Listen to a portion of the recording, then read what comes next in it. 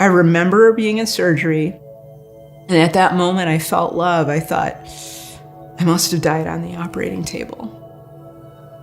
The second thought, now here's my analytical science mind still kicking in. So wait a minute, if I died, what's all this?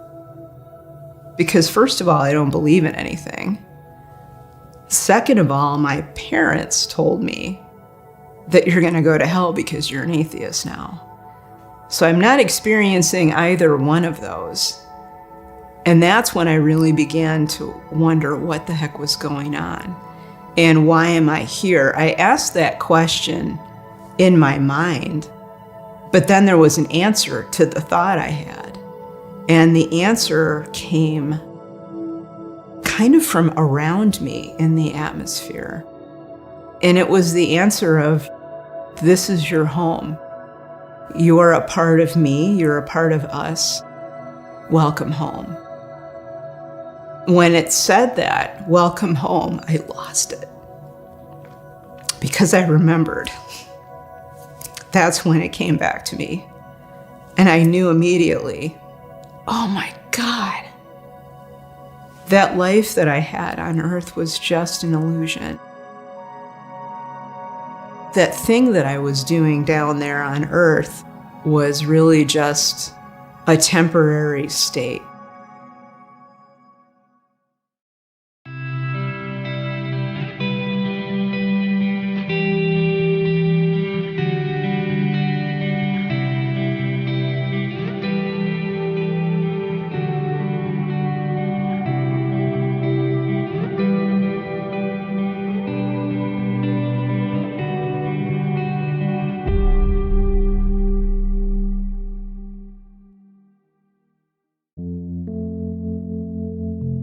After that, I had what people call a life review.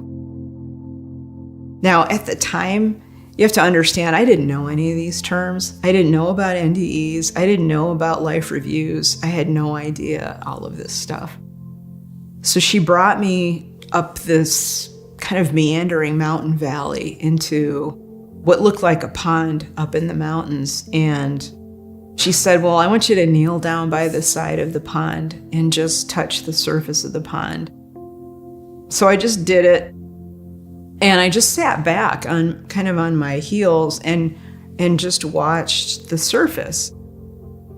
The ripples going out, I could see on top of the ripples, there were small little pockets all across the surface of the pond that to me looked like little videos, vignettes of specific moments in my physical life. But when I would focus on one, I was back in it. It wasn't like I was watching it from outside. I was back in it, experiencing it again from my perspective, but also experiencing it from the other people. And I could feel everything they felt as if it was mine. And that really got to me because there were times when I helped someone or said something nice and I could feel that person's, for want of a better term, I could feel their spirit soar. I could feel how buoyant they felt because someone said something kind. And then I could see the downstream effects of those actions too. So if I said something positive and uplifting to someone, I in turn saw how that allowed them to be more positive with other people. So this teaching was, you have an impact on the people around you, not just physically, but there's also an energetic or spiritual component to every interaction that you have, whether it's a verbal interaction, whether there's something non-spoken, it doesn't matter. Everything that you do has an impact, and therefore be more conscious of how you impact others. On the flip side, so it was balanced out for me to learn from with things that weren't so great that I did. There was a time when I was a teenager, and my younger sister and I got into a fight. We fought like cats and dogs when I was a kid. We just did not see eye to eye. And I loved her, but we didn't get along very well. And there was one point when I think I was probably like 17, and she was 14. I said something not so kind to her. And I didn't think anything of it at the time. It was just a way to get her off my back. You know, I was really tired of the fight we were having, so I just said something stupid and not very nice. And she didn't react. You know, I didn't see any reaction in the moment for her except she left. But in my review, I could feel the hurt that I caused her in that moment. And this is the second thing that always gets me. When I felt her pain at what I said to her, that was like biggest teaching moment ever.